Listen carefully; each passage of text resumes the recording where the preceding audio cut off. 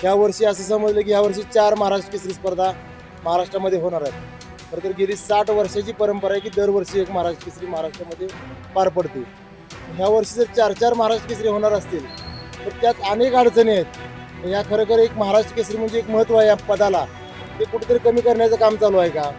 ह्या वर्षीचा महाराष्ट्र केसरी कोण झाला किंवा कोण बनेल ह्या वर्षीचा महाराष्ट्र केसरी, एवढी उत्सुकता कुस्ती क्षेत्रामध्ये आपल्या महाराष्ट्र केसरीविषयी संपूर्ण भारत देशामध्ये आहे. आणि नेमकं ह्या राजकारणामुळं आज कुस्तीगिरांचं जे खरोखर नुकसान व्हायला लागले ते कुठेतरी थांबलं पाहिजे.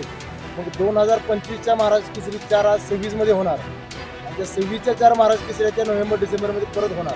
म्हणजे एका वर्षात 8 महाराष्ट्र केसरी बघायला आमच्या महाराष्ट्राला बघायला मिळणार. खरोखर त्या पदाची काही किंमत राहणार आहे का नाही राहणार, हा खरं माझा सरकारला प्रश्न आहे. केसरीवरून वाद अनेक दिवसापासून सुरू आहे. आपण जर पाहिलं तर विधानसभेत, विधान परिषदेतही या संदर्भात आवाज उठवला गेला. काय तुमचं म्हणणं आहे? तुम्ही महाराष्ट्र केसरी राहिलात. खरं तर मी 2022 पासून चालू झालेल्या या दरवर्षी 2-2 महाराष्ट्र केसरी हा संघटनेतला वाद असेल किंवा अन्य काही गोष्टी असतील, पण मी ह्या गोष्टीवर गेल्या वर्षी आवाज उठवलेला होता. सांगलीमध्ये उपोषण करून मुख्यमंत्र्यांना, क्रीडा मंत्र्यांना निवेदन दिलेलं होतं. ह्या वर्षी असं समजलं की ह्या वर्षी 4 महाराष्ट्र केसरी स्पर्धा महाराष्ट्रामध्ये होणार आहेत. खरं तर गेली 60 वर्षाची परंपरा आहे की दरवर्षी एक महाराष्ट्र केसरी महाराष्ट्रामध्ये पार पडते. ह्या वर्षी जर 4 महाराष्ट्र केसरी होणार असतील तर त्यात अनेक अडचणी आहेत. या खरोखर एक महाराष्ट्र केसरी म्हणजे एक महत्त्व आहे या पदाला, ते कुठेतरी कमी करण्याचं काम चालू आहे का? किंवा शासन जे सुविधा देणार आहे महाराष्ट्र केसरी आम्हाला देते, आज शासनाच्या वतीनं आज आम्हाला महाराष्ट्र केसरी, हिंदी केसरी म्हणून जी पेन्शन मिळते, सरकारी नोकरी असेल, जमीन असेल किंवा अनेक महाराष्ट्र केसरी असतील किंवा आंतरराष्ट्रीय पैलवानांना घरंसुद्धा सरकारच्या वतीने मिळालेली आहेत. पण ती सरकार नेमकं देणार कोणाला? म्हणून खरोखर सरकारला साकडं उपोषण मी परवा मागच्या 8-10 दिवसापाठीमागं आझाद मैदानाला एक दिवशी उपोषण करून सरकारला आपलं म्हणणं मांडलेलं आहे. पण मला वाटतं की हे कुठेतरी थांबलं पाहिजे. कारण हे जे एवढं या महाराष्ट्र केसरी पदाचं जे महत्त्व आहे, आज संपूर्ण देशामध्ये चर्चा होत असते कुस्ती क्षेत्रामध्ये की ह्या वर्षीचा महाराष्ट्र केसरी कोण झाला किंवा कोण बनेल ह्या वर्षीचा महाराष्ट्र केसरी, एवढी उत्सुकता कुस्ती क्षेत्रामध्ये आपल्या महाराष्ट्र केसरीविषयी संपूर्ण भारत देशामध्ये आहे. आणि नेमकं ह्या राजकारणामुळं आज कुस्तीगिरांचं जे खरोखर नुकसान व्हायला लागले ते कुठेतरी थांबलं पाहिजे. म्हणून परवा दिवशी आम्ही मागच्या 15 दिवसापाठीमागं जवळजवळ 30 महाराष्ट्र केसरी आणि 15 हिंदी केसरी आझाद मैदानावर उपोषण बसून आम्ही ते सरकारजवळ म्हणणं मांडलेलं आहे. पण आत्ता जे काही वाद सुरू आहे, आपण बघतोय का परिषद आणि संघ यांच्याकडनं यांची जर स्पर्धा असली तर अनेक खेळाडूंना पत्र दिले जातात बेकायदेशीर म्हणून. काय तोडगा निघाला पाहिजे, काय वाटतं? काही जरी झालं, या संघटनेच्या वादामध्ये आपला पैलवानच भरडला जातो. खरोखर सामान्य शेतकरी कुटुंबामध्येच पैलवान तयार होतो आणि हा पैलवानच ह्या राजकारणामध्ये भरडला जातो.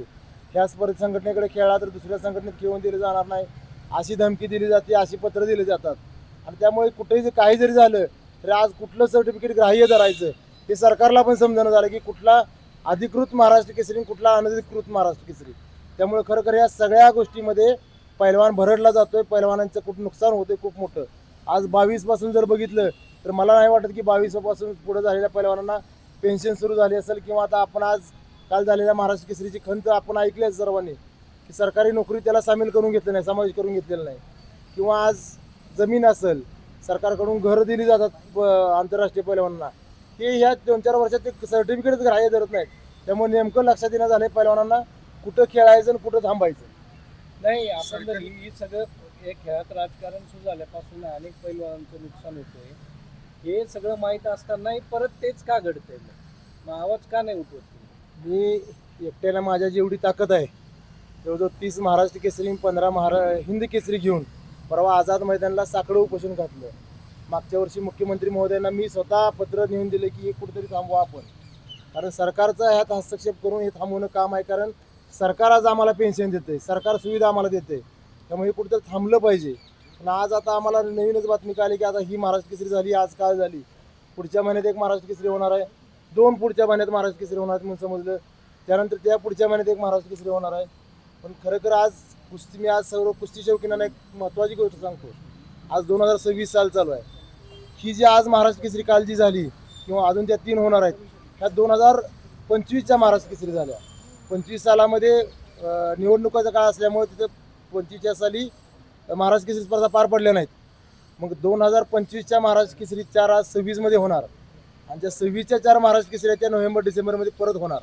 म्हणजे एका वर्षात 8 महाराष्ट्र केसरी बघायला आमच्या महाराष्ट्राला बघायला मिळणार. म्हणजे खरोखर त्या पदाची काही किंमत राहणार आहे का नाही राहणार हा खरं माझा सरकारला प्रश्न आहे. कुस्तीगीर संघ आहे किंवा कुस्तीगीर परिषद आहे याचं एकत्रीकरणासाठी कुणी पुढाकार घ्यावा असं तुम्हाला वाटतं? सरकारनंच पुढाकार घेतला पाहिजे.